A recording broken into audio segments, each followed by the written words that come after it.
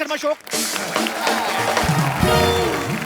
पाजी, हमारे देश में कहा जाता है, क्या कहा जाता कि है? मेहमान जो होते हैं वो भगवान का रूप होते हैं, लेकिन यही मेहमान अगर 2 दिन ज्यादा रुक जाए ना, तो फिर असली भगवान से प्रार्थना करो कि भाई तेरा ही रूप है, तू ही मंगवा इनको वापस। नहीं जाते कुछ लोग।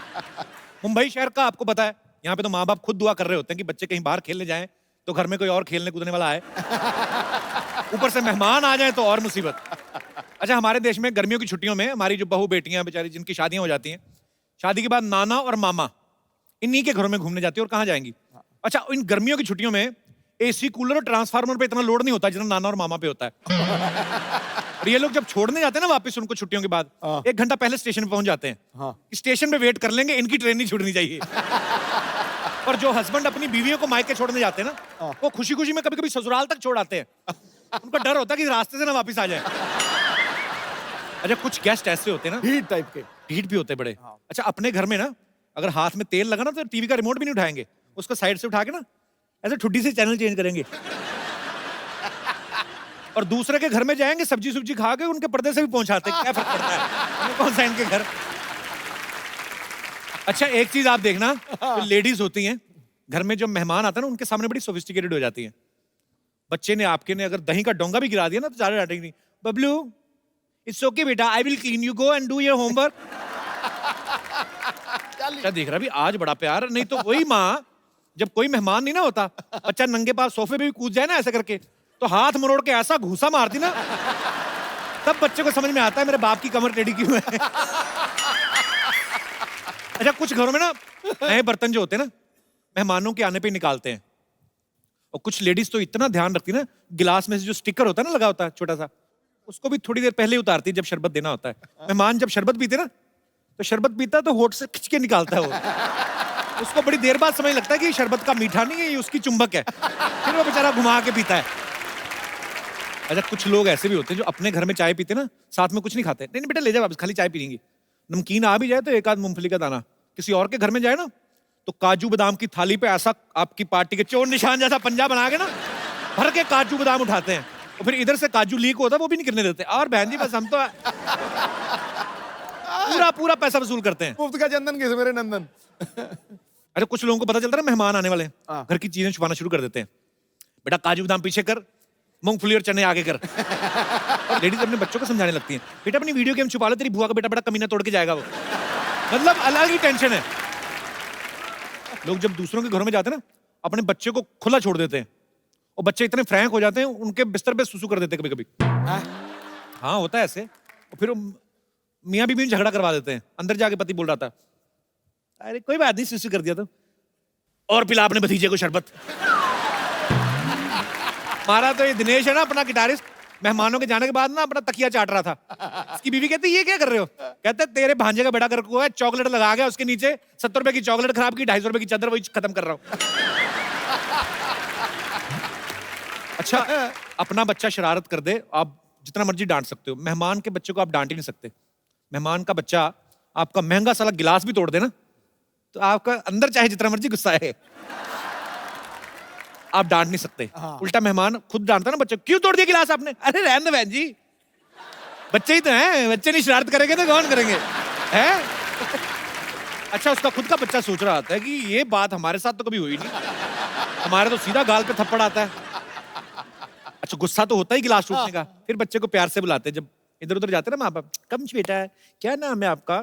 हमारे गिलास मिला था तुझे। अच्छा, मेहमान जब आते हैं ना, पहले 1-2 दिन तो बड़ी खातिरदारी होती है, देसी घी का तड़का वगैरह लगता है। ज्यादा रुक जाए ना, फिर घी तो कॉन्सेप्ट से निकल ही जाता है। फिर दाल धीरे धीरे कम होने लगती, पानी ज्यादा होने लगता है। कुछ औरतें जानबूझ के तेज मिर्ची डाल देती हैं, लेकिन मेहमान कई ढीठ भी होते हैं, वो नहीं लेते, नहीं मानते। ये बहुत अच्छा किया, मिर्ची वाली बनाई, पेट साफ हो गया।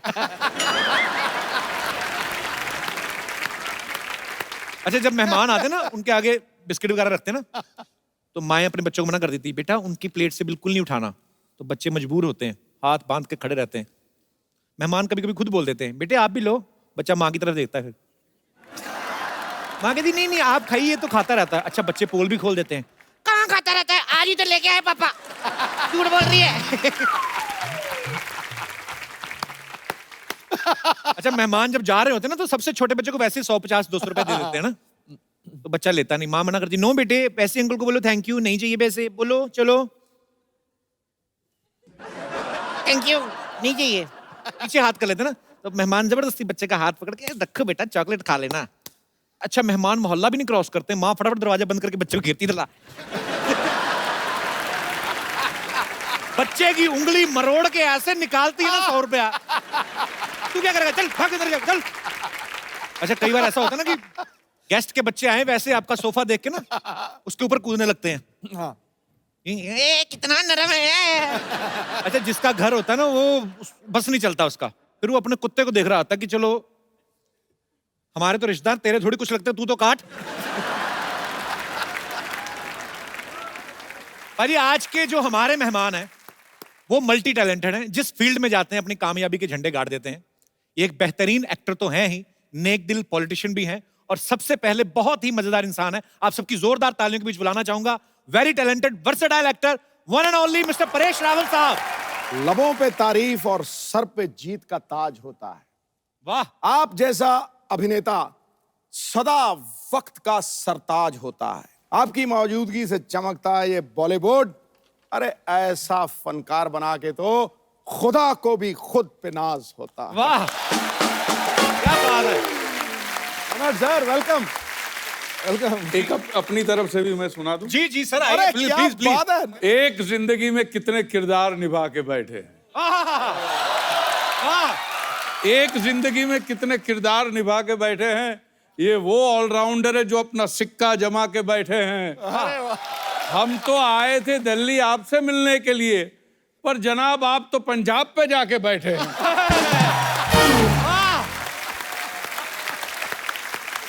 आज आएगा मजा जब पक्ष और विपक्ष आमने सामने हैं।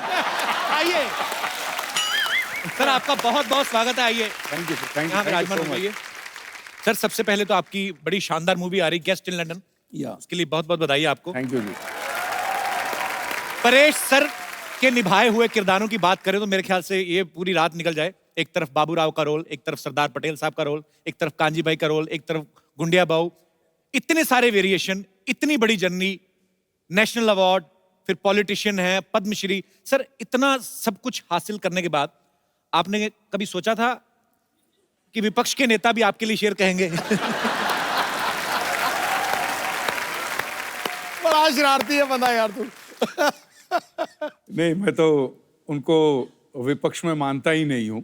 बिल्कुल मैं तो उनकी बातों का और उनके जो शेर शायरी का बड़ा फैन हूँ। अरे सर और जब क्रिकेट खेलते तब से बड़ा फैन हूँ, और जो कुछ कदम आपने उठाए थे उसका भी मैं बहुत बड़ा फैन हूँ।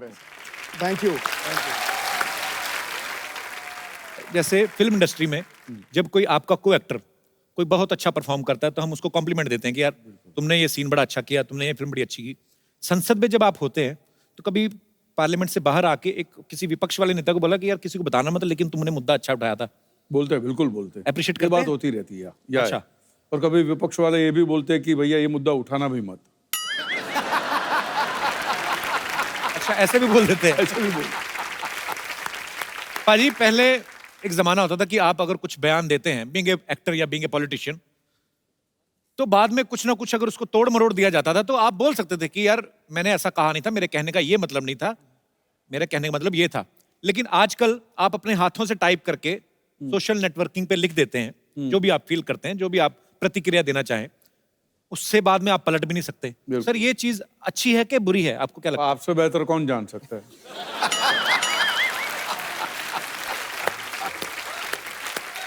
अच्छा, लोग तो प्रतिक्रिया करते हैं, तू तो टैक्स भी बता देता है कितना भरता है।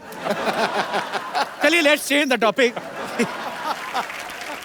पर सर फिल्मों में एक से बढ़कर एक डायलॉग बोलने वाले बढ़िया खूबसूरत अभिनेता है, पॉलिटिक्स में भी बहुत अच्छे अच्छे वक्ता हुए हैं। सर आपको मजा ज्यादा कहाँ पे आता है, फिल्मों में काम करके या पॉलिटिक्स में? पॉलिटिक्स में ज्यादा मजा आता है क्योंकि वहां पे जो डायलॉग बाजी होती है, वाह वाह वाह वाह। अच्छा पर पाजी मैंने एक चीज तो देखी है, हाँ, क्या? चाहे आपका उदाहरण ले लूं, चाहे परेश सर का ले लूं, चाहे माननीय अटल बिहारी वाजपेयी साहब का ले लूं, या हमारे मोदी साहब, हमारे प्रधानमंत्री साहब, सबका सेंस ऑफ ह्यूमर बड़ा अच्छा होता है और हम लोग देखते सुनते भी रहते हैं। सर वैसे तो मोदी साहब, खैर उनके कंधों पे इतनी जिम्मेदारी है पूरे देश की, पर जब कभी आप आपस में मुलाकात करते हैं तब वो कुछ चुटकुले वगैरह कभी आपको बोलते हैं कि परेश भाई को हेरा फेरी का डायलॉग हो जाए, ऐसे बोलते हैं? नहीं। अच्छा,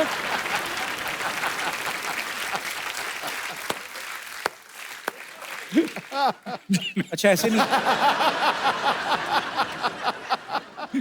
भैया हाजी, गेस्ट इन लंदन में परेश सर का एक डायलॉग है कि बुजुर्गों का जो पाद होता है वो बच्चों के लिए आशीर्वाद होता है। मतलब फिर तो अगर वो आशीर्वाद होता है तो फिर वो खुशबूदार होता है। मैं तो हैरान हो रहा था कि परेश सर आप पावर में क्या है, आपने आशीर्वाद की परिभाषा ही बदल दी। सर ऐसा कभी, मतलब अभी फिर अगेन एक सवाल आ गया क्योंकि आप मेंबर पार्लियामेंट हैं, कभी ऐसा हुआ तालियों की गड़गड़ाहट के बीच संसद में किसी ने आशीर्वाद दे दिया?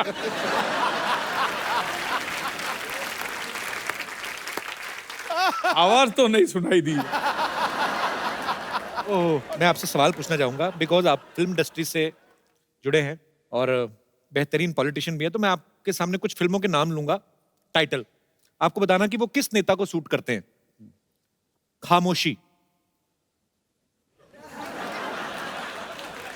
मनमोहन सिंह साहब, नरसिम्हा राव साहब। क्या बोलते हैं? ओके, बड़े दिल वाला। मैं बताऊं, बड़े दिल वाला अटल बिहारी वाजपेयी। वाह। अंदाज अपना अपना। अंदाज अपना अपना, सिद्धू साहब। मरवा दिया। ये सिद्धू साहब कैसे? हर जगह। ये तो है। एक था टाइगर। एक था टाइगर की एक है टाइगर। एक है टाइगर। चलो, मोदी साहब। ओए। नायक। आई थिंक मोदी साहब 2 रोल कर सकते हैं ना। बिल्कुल। And last but not least, Firangi. Sir आपको पता है? आपके पिक्चर आ रही है ना फिरंगी। आपको भी पता है sir? Sir I love you. All the best. Thank you sir. अब वक्त है फिल्म गेस्ट इन लंदन के चार्मिंग हीरो को यहाँ पे बुलाने का, तो आप सबकी जोरदार तालियों के बीच स्वागत करना चाहूंगा। Please welcome Kartik Aaryan. Thank you sir. जोरदार तालियां एक बार कार्तिक के लिए। अपनी पहली फिल्म से ये लड़का इतना छा गया है, प्यार का मंचनामा से, अभी ये लड़कियों के दिलों में राज करता है। कार्तिक बहुत बहुत बधाई आपको आपकी सक्सेस के लिए। प्लीज यहाँ पे विराजमान हो जाइए। Thank you so much. आइए। अच्छा, गेस्ट इन लंदन में परेश सर इनके गेस्ट बन के जाते हैं। ये बड़े परेशान होते हैं उनसे, कहीं दूर दराड़े के चाचा मामा के पता नहीं क्या बन के चले जाते हैं, वो भी लंदन, इंटरनेशनल गेस्ट। वैसे तो आप इनसे बड़े परेशान हैं फिल्म में, पर परेश सर जैसे अदाकार के सामने आप अगर खड़े हो, स्क्रीन शेयर कर रहे हो, तो आदमी वैसे ही कांपने लगता है। आपको डर नहीं लगा था जब पहली बार शॉट देना था आपको परेश सर के साथ? जी थोड़ा सा तो मतलब नर्वस था। फर्स्ट टाइम ऐसे वेटरन एक्टर इनके साथ काम कर रहा था एंड आई थिंक हमारा जो शॉट था वो पहला शॉट बड़ा डिफिकल्ट शॉट था क्योंकि उसमें इनको एक कार में मैं इनके साथ हूँ, मैं बैठा हूँ और तन्वी जी भी हैं। ये अचानक से पात देते हैं, मतलब अचानक ही होता है, उसका कोई नोटिस तो देता नहीं है। 1 महीने पहले तो वो उसकी नोटिस आते नहीं और सामने वाला रिसिप्ट भी देता नहीं। नहीं, वो हमारा आइस ब्रेकिंग सेशन था, उसमें आइस ब्रेक हो गई हम दोनों के बीच। अच्छा, तो वैसा मोमेंट। लेकिन उसमें आइस कैसे ब्रेक होता है? वो कुछ तो ब्रेक हुआ हुआ लगा आइस ब्रेक। पाजी हमारे साथ परेश सर हैं, कार्तिक हैं, ये दोनों मंच पे हैं, लेकिन अपनी अपनी ऑन स्क्रीन बेटर हाफ के बिना थोड़ा थोड़ा अधूरा लग रहे हैं। तो आप सबकी जोरदार तालियों के बीच में मैं इनवाइट करना चाहूंगा फिल्म की बेहतरीन female cast, very talented Tanvi Azmi ji और वेरी ब्यूटीफुल कृति खरबंदा। नमस्ते जी, क्या हालचाल है आपके? बढ़िया, ਤੁਸੀਂ ਦੱਸੋ? टनाटन एक कृति, आपको पंजाबी कैसे आती है? क्योंकि मैं पंजाबन हूँ। हैं? खरबंदा क्या होता है? हाँ, खरबंदा पंजाबी होते हैं। बड़ा मजा आएगा आज तो। बहुत ज्यादा। तन्वी जी आपका बहुत बहुत स्वागत है। कृति बहुत बहुत स्वागत है, जोरदार तालियां एक बार। कार्तिक की जो पहली फिल्म थी प्यार का पंचनामा, इन्होंने ना लड़कियों के बारे में बड़ा ज्ञान बांटा। अच्छा, ये ज्ञान आपको ब्रह्म ज्ञान कैसे हासिल हुआ? आपने बहुत ज्यादा किताबें पढ़ी कि बहुत ज्यादा धोखे खाए आपने? बहुत सारे धोखे खाए। हाँ, अच्छा, ऐसे जॉ लाइन वाले लड़के ना धोखे खाते, रोटी तो खाते नहीं। अच्छा, वो मोनोलॉग इतना अच्छा था ना, अभी भी आपको याद है कार्तिक? हाँ मतलब थोड़ा तो याद है। हो जाए थोड़ा सा कुछ। जी, तो प्रॉब्लम ये है कि वो लड़की है। और क्या प्रॉब्लम है? प्रॉब्लम ये है कि मैं चाहता हूँ मेरी लाइफ में कोई प्रॉब्लम ना हो, लेकिन अगर मेरी लाइफ में कोई प्रॉब्लम ना हो तो ये उसकी लाइफ की सबसे बड़ी प्रॉब्लम है। And bullshit she is worried यार, उसे तो सेलिब्रेट करना चाहिए because isn't this exactly what she wants. Seriously यार, आजकल तो जब वो मुंह खोलती मन करता है मुंह में कुछ ठूस दूं। ट्रस्ट मी, 6 महीने में आई हैड इट ऑल, सब देख लिया मैंने। अबे कौन सा प्यार, कैसी रिलेशनशिप, काहे की खुशियां। रिलेशनशिप का मतलब होता है an end to your own happiness. इसके बाद all you got to worry about is उसकी खुशियां, उसका बर्थडे, उसके कुत्ते का बर्थडे, उसका न्यू ईयर, जो कभी तुम्हारा भी न्यू ईयर था। मैं बता रहा हूँ इन लड़कियों को कोई खुश नहीं रख सकता। Happy women is a myth. तू बैटमैन वाली को देख ले, जब तक बेचारा बैटमैन नहीं बना तब तक। Thank you so much. Wow. क्या बात है, क्या बात है। अभी और है, टोटल 75 मिनट का था ये। अबे ये एक्टर है कि बुलेट ट्रेन है? बुलेट ट्रेन ही है। तन्वी जी, बहुत अच्छा लग रहा है आज आपको। मैं पहली बार मिल रहा हूँ आपसे, लेकिन आपकी इतनी सारी फिल्में देखी, इतना काम देखा है, बहुत कमाल की अदाकार हैं आप। बहुत बहुत थैंक यू। स्वागत है आपका। मुझे बहुत खुशी है कि मैं आपके शो पे आई हूँ। इससे पहले कि आप मुझे पूछे, मैं ही बता देती ऑनर हूँ। मैम। मैंने कभी नहीं सोचा था कि मैं एक दिन कपिल शर्मा के शो पे। अच्छा तन्वी जी, आप इतनी खूबसूरत हैं, शुक्रिया, थैंक यू। आप डिफरेंट डिफरेंट किरदार निभाती हैं। कभी आपके दिल में नहीं आया कि मैं ऐसा कोई किरदार निभाऊं कि जैसे रोमांटिक हीरो हीरोइन वाला और ये सब? नहीं, पर आपने अभी फिल्मों में कभी ऐसा कोई किरदार नहीं निभाया ना? नहीं नहीं, अभी तक नहीं। हालांकि परेश सर ने भी फिल्मों में कोई रोमांस नहीं किया है, जबरदस्ती पकड़ पकड़ के जब विलन बने है ना। परेश सर सामने से स्क्रिप्ट में कभी नहीं आया कि परेश सर आप ऐसे आएंगे और ऐसे हीरोइन आएगी। ऐसा मौका मिला नहीं है। वही तो देने जा रहे हैं। दे रहे हो मौका। क्या आप सोच के आते हैं कि सबको फंसाएंगे इस तरह से? परेश भाई, अंदर से तो खुशी है।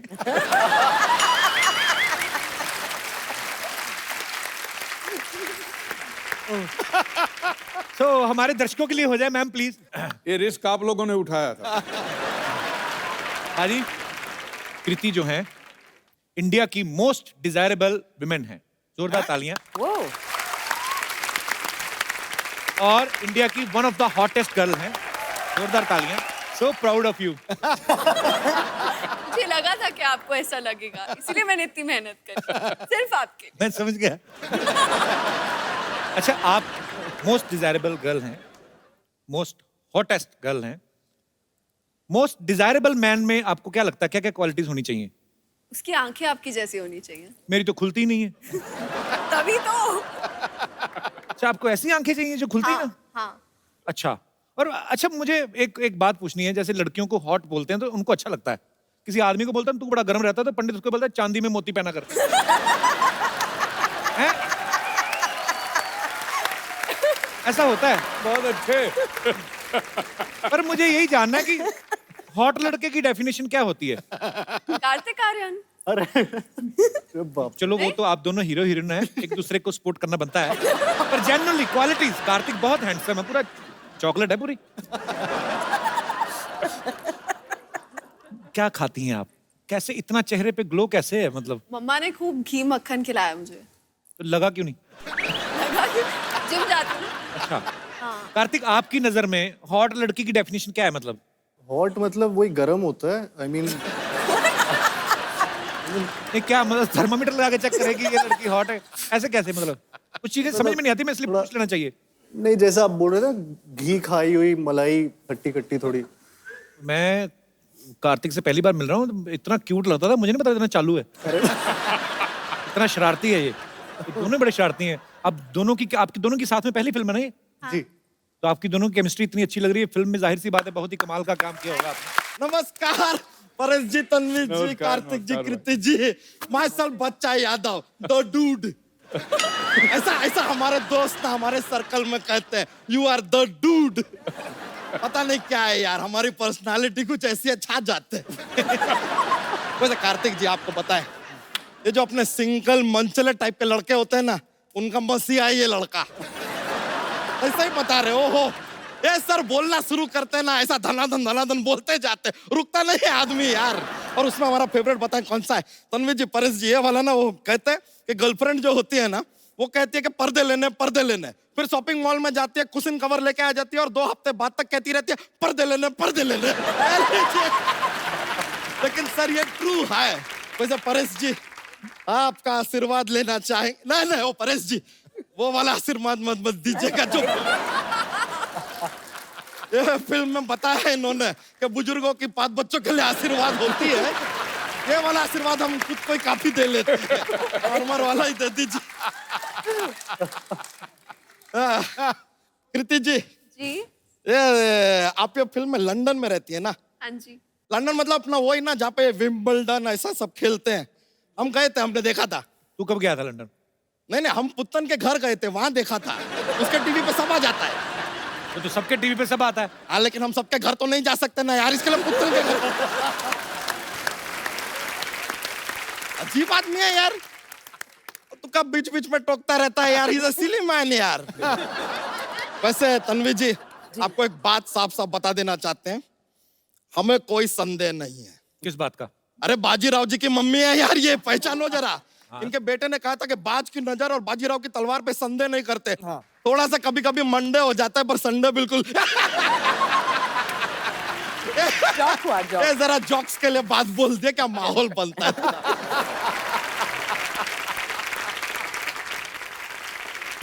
तो यहाँ क्या करना है बच्चा तू? देखिए, यहाँ पे आज परेश जी भी हैं, सिद्धू जी भी हैं।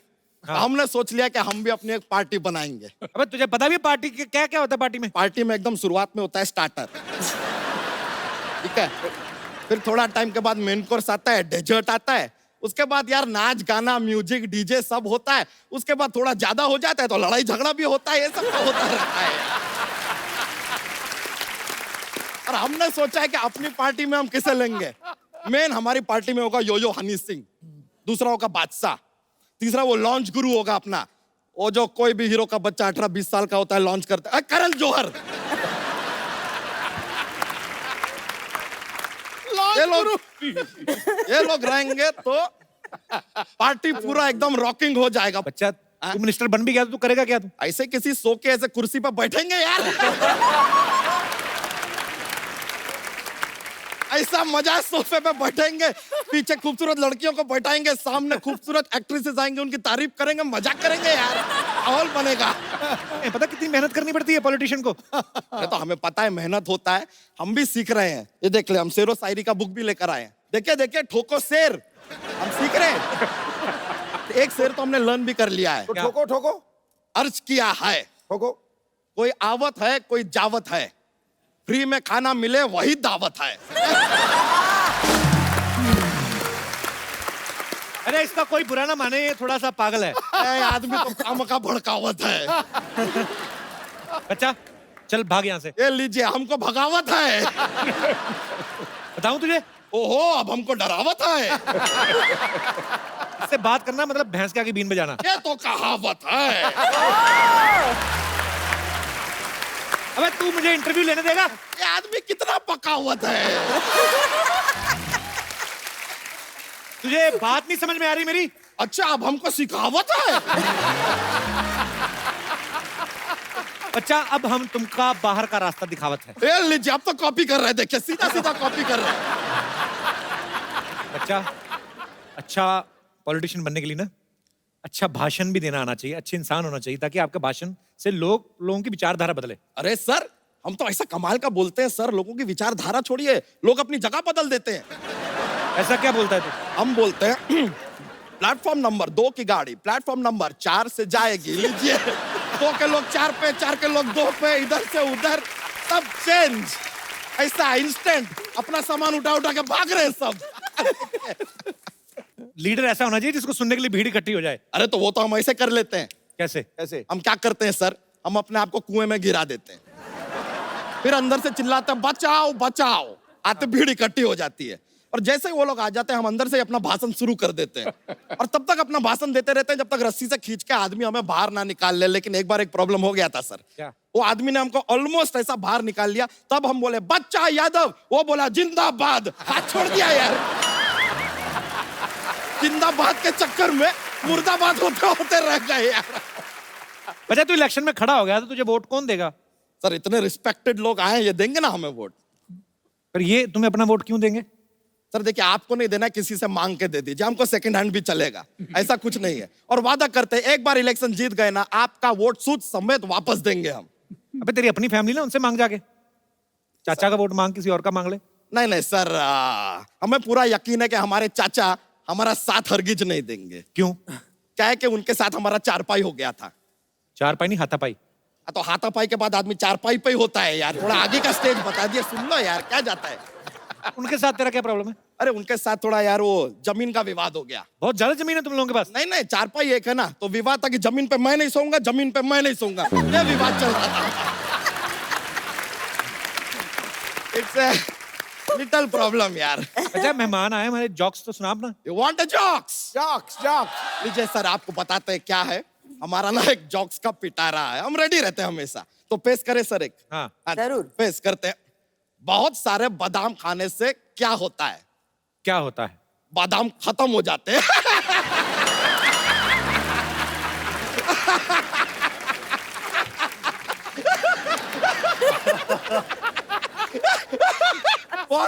बहुत ज्यादा माहौल बनता है सर, सॉरी, ऐसा हो जाता है, कॉमेडी फैलता है पूरा। लीजिए हमको एक और बात बताइए, एक और पेश करते हैं। What A difference between fly and mosquito? क्या क्या फर्क है? A mosquito can fly, but a fly cannot mosquito. तो चलते हैं सर, माहौल बन गया है, मजा आया आप लोगों से मिलके। Thank you very much, see you later dude. शुक्रिया शुक्रिया, मिलते हैं फिर, चलो बाय। भाजी आपको पता है इनके जो हस्बैंड हैं बाबा आजमी साहब, हमारे इंडस्ट्री के one of the biggest cinematographer हैं, और इनकी परिवार में एक्चुअली बहुत बड़े राइटर हैं हमारे कैफी आजमी साहब, उनकी बहू हैं, और शबाना जी आपकी ननद हैं। हाँ, भरे पड़े हैं सब। मैं ये सोचता हूँ जावेद अख्तर साहब इनके ब्रदर इन लॉ हैं, मुझे लगता है जब आपका फैमिली डिनर होता होगा सब्जियां बनती कि गजलें बनती हैं उधर? कैसा माहौल होता है मैम जब इतने इंटेलेक्चुअल लोग इकट्ठे होते हैं? कॉन्ट्री टू बिलीफ ये होता है कि बहुत ज्यादा मस्खरी बातें होती है, शेरो शायरी भी तो होती रहती है, इंटेलेक्चुअल बातें भी होती है, इतना ज्यादा सीरियस नहीं हो सकते हम लोग। बाबा आजमी साहब ने जो आपको पहली बार देखा था, तो एक सिनेमाटोग्राफर की खूबसूरती होती है कि वो एक खूबसूरत चीज को और खूबसूरत तरीके से दिखाते हैं। उन्होंने आपको पहले ऐसे लेंस में ही देखा था कि कहीं और मुलाकात हुई थी आपकी? लेंस में से ही देखा था। सीरियसली? हाँ, मेरी पहली पिक्चर थी और वो सिनेमाटोग्राफर थे उसमें, अच्छा, और बस वही हो गया सब। तो पहली पिक्चर में साइन हो गया। जी। क्या बात है। परेश सर के बारे में भी हमने सुना है, पता नहीं सर आपसे कंफर्म करेंगे कि परेश सर की जो वाइफ हैं स्वरूप संपत जी, बहुत ही कमाल की अदाकारा है। पहले आपने उनको प्रपोज किया, उसके बाद वो मिस इंडिया बन गई। सर एक बात तो कंफर्म हो गई कि गुजराती दिमाग बड़े कमाल के होते हैं। इन्वेस्टमेंट में इनका कोई जवाब नहीं। मतलब सर आपको पहले से आइडिया हो गया था कि पहले ही मैं प्रपोज कर देता हूँ, नहीं तो बाद में कंपटीशन बढ़ जाएगा? ऐसा कोई आपको आइडिया लग गया था सर? नहीं जी, बस दिल से बात निकली थी, मैंने पूछ लिया था कि करूंगा तो मैं शादी करूंगा, लेट्स ग्रो टुगेदर। वो बात में मैं भरोसा नहीं, क्योंकि मैं समझता हूँ कि आदमी मरते दम तक किसी को जान नहीं सकता। ये तो कमाल की बात है। बाजी कृति के बारे में मैं आपको एक बात बताना चाहता हूँ। इन्होंने ज्वेलरी डिजाइनिंग में डिप्लोमा किया है। कृति, जब पहली बार आपने आईना देखा होगा जिंदगी में, जिस भी उम्र में, आइडिया तो आपको तभी लग गया होगा कि मैं तो हीरोइन ही बनूंगी। तो फिर पढ़ाई क्यों की थी आपने? क्यों खर्चा इतना करवाया घर वालों का? मैं मम्मा को बोल रही थी मुझे पढ़ना नहीं। एक्चुअली पहला मोटिव ये नहीं था कि मुझे हीरोइन बनना है। अच्छा। जब मैं 14 या 15 साल की थी, लोग पूछते थे बड़े होके क्या करना है बेटा, तो मैं बोलती मुझे शादी करनी है। हैं? अभी शादी विचार करनी है और बच्चे पैदा करने हैं, मुझे और कुछ नहीं चाहिए। So sweet, same here.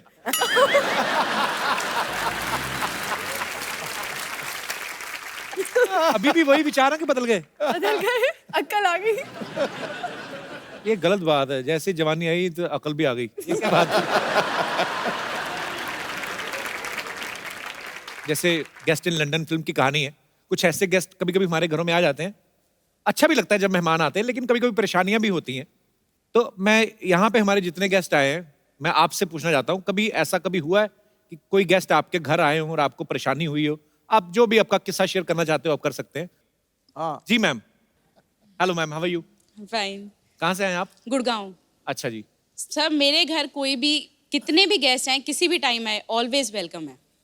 मुझे बहुत अच्छे लगते हैं गेस्ट। वाह, आपका घर ही है कि गेस्ट हाउस है? सर कुछ भी समझ लीजिए। हाँ जी। हमेशा मेरे लिए रहता है कि गेस्ट आए, मैं उन्हें अच्छा अच्छा बना के खिलाऊं। अच्छी बात है, अच्छा दिल है आपका। तो पर फिर भी मैम कभी कभी ऐसा हो जाता है ना कि अनचाहे टाइम पे एकदम सरप्राइज मिल जाए कि कोई आ जाए गेस्ट। चलता है सर, रिलेशंस अगर बनाने हैं तो इतना तो करना पड़ता है। नहीं पर सारा गुड़गांव इकट्ठा हो गया, मान लो आज आपने टीवी पे बोल दिया। आइए सर, इससे अच्छा क्या होगा, घर में पार्टी हो जाएगी। सो स्वीट यार, बड़ी अच्छी। आप हस्बैंड भी आए हैं आपके साथ में? नहीं, मेरी चाची जी आई है, हम इनके यहाँ गेस्ट हैं अभी। अच्छा अच्छा अच्छा।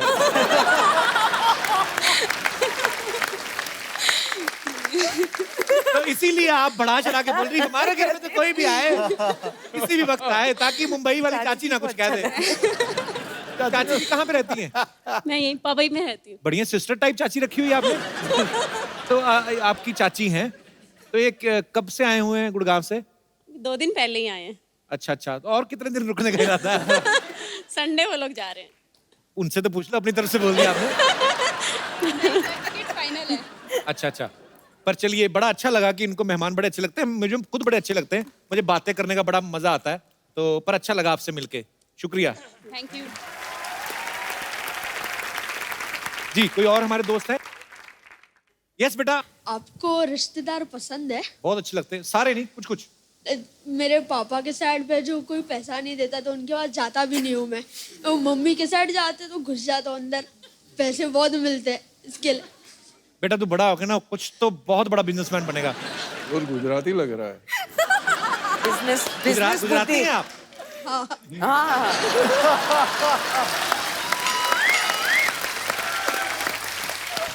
क्या फर्क लिया? मान गए सर आपकी पार की नजर। आपकी वाह, चलिए ढेर सारी शुभकामनाएं आपके भविष्य। Thank you sir. जी और कोई हमारे दोस्त जिनको? यस। कपिल, मुझे गेस्ट से कोई पर्सनल प्रॉब्लम नहीं है, लेकिन कई गेस्ट ऐसे होते हैं प्रिमिटिव थिंकिंग वाले। कौन सी थिंकिंग वाले? पुरानी सोच वाले। अच्छा, क्या वर्ड क्या था ये? प्रिमिटिव। ओके। अब मुझे पता चला मेरा दादा प्रिमिटिव थे। ओह। जैसे कि मेरी एक बुआ है, वो गांव में रहते हैं। वो जब भी आते हैं ना हमारे घर छुट्टियों में, तो वो हमेशा ऐसे ही कहते हैं, इसकी शादी कर दो, जल्दी से इसकी शादी कर दो, एज बहुत हो गई है इसकी। आप तो छोटी सी लग रही है मुझे। हाँ छोटी सी हूँ, अभी +2 में हूँ, लेकिन उनको कौन समझाए ना।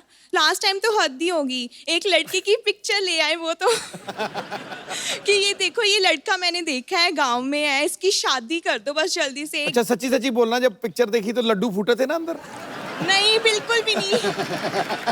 बुआ आए नेक्स्ट टाइम तो उनको बोल देना, बुआ जब मेरा दिल होगा मैं कर लूंगी, तुम्हारा दिल कर रहा है तुम दूसरी कर लो। और बहुत बड़ी फैन हूँ आपकी, स्पेशली आपके शो के लिए हम अमृतसर से आए हैं। So sweet, thank you so much for coming.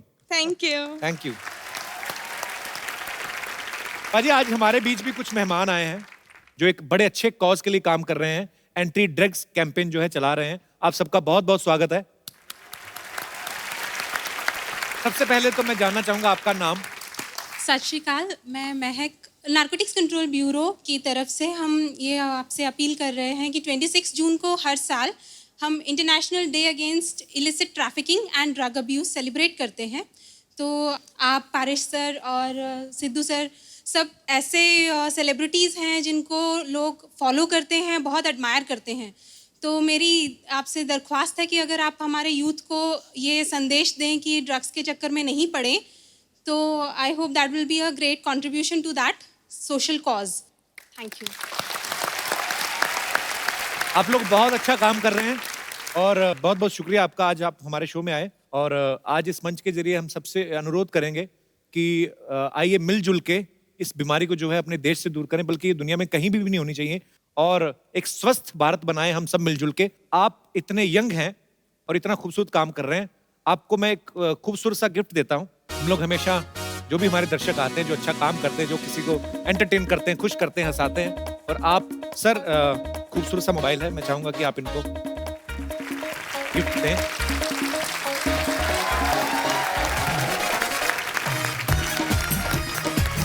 बहुत बहुत शुक्रिया, थैंक यू सो मच।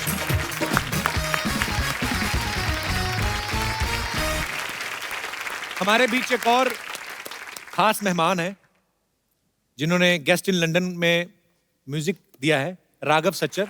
आप सब इनको बखूबी जानते हैं, ये मल्टी टैलेंटेड है और दुनिया में कोई ऐसा इंस्ट्रूमेंट नहीं बना है जो ये बजा ही नहीं सकते, बल्कि कुछ इंस्ट्रूमेंट्स तो ऐसे हैं जो बने नहीं है, ये वो भी बजा लेते हैं।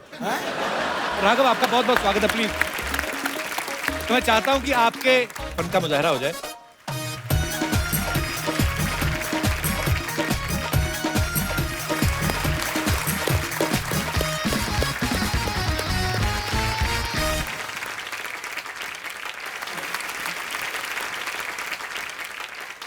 जब लास्ट टाइम मैं आपके पास आया था जी तो अनफॉर्चुनेटली खाली एक सैक्सोफोन था। जी। तो इस बार कुछ और इंस्ट्रूमेंट्स हैं। इंस्ट्रूमेंट खुद सीखता है कि भाई इतना बजा दिया, क्या बात है sir, so proud of you brother, beautiful beautiful performance. It's always a pleasure to be here and sing with Kapil. हम लोग इतने impromptu चीजें करते हैं स्टेज पे आके कि पहले से प्रिपेयर करने का मन ही नहीं करता है। He is such a brilliant singer and it's a pleasure to be here. Thank you Raghav, thank you so much, thanks for coming brother. Thank you. जोरदार तालियां एक बार राघव के लिए। Tata tata bye bye, tata bye bye, tata. पाजी देखो, मतलब मैं जा रही हूँ, इनको वो ही नहीं हो रहा, मैं चली जाऊंगी। कितनी फिक्र है मेरी इनको। और हम तो इसलिए आ रहे हैं कहीं आप वापस ना आ जाओ। भागो यहाँ से, चलो बना है ना, ऐसा एनेस्थीसिया दूंगी ना कि सोचती रहोगी हुआ क्या मेरे साथ। जाओ यहाँ से। इधर आ, तू आटे में गिर गई थी, ये क्या बन के घूम रही, कहाँ जा रही है तुम? मैं डोनाल्ड ट्रम्प की भतीजी के बेटे के मुंडन पे जा रही हूँ, चलोगे? वाह, बड़ी लंबी लाइन बोली तुमने। माय गॉड, इतनी बड़ी गेस्ट आए। Hello, hi everyone, hi Kartik, I am Sarla. Hi is good. वैसे अच्छा, वो आप लोग यही मिल गए। वो क्या है ना, मैं एक्चुअली गर्मी की छुट्टियां मनाने जा रही हूँ। मनाने में ये लोग बहुत एक्सपर्ट है सर। इनकी मार उठ गई, पिताजी मनाने गए, ये हो गई, तो मनाने में बहुत एक्सपर्ट है। सरला, बाहर धूप बड़ी है, प्याज खा के जा, ना तुझे लू लगेगी ना कोई तेरे मुंह लगेगा। चलो, क्या है ये? क्या थर्ड क्लास वाली बातें कर रहे हो तुम अच्छा। कपूर? और वैसे भी मैं गोंडा नहीं जा रही, मैं लंदन जा रही हूँ। जिसको तू लंदन बोलती ना, उसको मुलुंड कहते हैं, ये जो टाई मार के। झूठ मत बोल। कार्तिक, आप प्लीज कप्पू को समझाओ कि लंदन एक्चुअली में एक दूसरे कॉन्टिनेंट में है, 7 समुंदर पार जहाज में जाना होता है और जहाज में पायलट होते हैं। मैं भी पहली बार ही गया था इस फिल्म के चक्कर में। नहीं, बट अब गए तो थे ना, हाँ। आपको पता है कि वो मुलुंड नहीं है। हाँ, मुलुंड नहीं है। सही, कौन सा जहाज होता है आपको बताया कि वही वाला जो ऐसे ऐसे करके करके चलता है। सारी ऑटो करके नहीं चलते, कुछ सेल्फ स्टार्ट भी होते हैं। रणवीर जी, ये ना अभी ऐसी बातें कर रहा है, मैं चली जाऊंगी ना, ये सच में मुझे बहुत मिस करेगा। मिस तो मैं बहुत करूंगा सर। कोई भी आता ना, सबको बोलती है कि ओ माय गॉड आप आए, मैं आपकी बहुत बड़ी फैन हूँ। उस दिन तो पीटा वाले आए थे, उनको बोल रही थी अरे वाह मेरे दादाजी बहुत बड़े ऊंट थे। ऊंट नहीं, शेर थे, शेर। मेरे दादाजी पाजी अकेले 20-20 लोगों से लोहा लिया है उन्होंने। पूरी बात बताना, लोहा नहीं, खाली पुरानी बोतलें, प्लास्टिक, ये वाला सब। हाँ हाँ। और आवाज तो क्या मस्त थी, क्या बोलते थे, क्या सुरीले थे वो। ए लोहा ले, प्लास्टिक ले।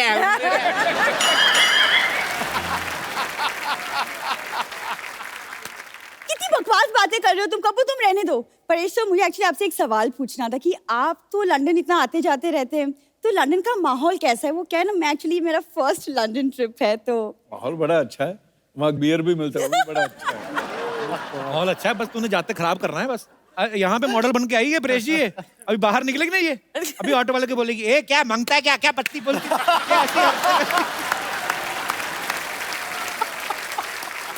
उस दिन पत्ते खेल रही थी, पुलिस आ गई, इसने सब्जी बना रही थी, उसमें डाल दिए। कहती ये क्या आ रहा है? कहती मैं तो पत्ता गोभी बना रही हूँ। कम से कम मैं गोभी बना तो सकती हूँ, यहाँ तो कोई सिर्फ बातें बनाता है। आप ना प्लीज इनकी बातें मत सुनिए, लेकिन प्लीज बताइए ना लंदन में देखने के लिए क्या क्या है? बिग बेन है, बड़ी सी घड़ी है, मौसम अच्छा होगा इस वक्त, तो फिर बहुत ज्यादा ओवरकोट गर्म। तो हाँ हाँ, एक लेकर जाना। और एक ध्यान रखना, हर तरफ सीसीटीवी कैमरा लगे। कोई चीज उठानी नहीं, वहां पे पैसे देने पड़ते हैं।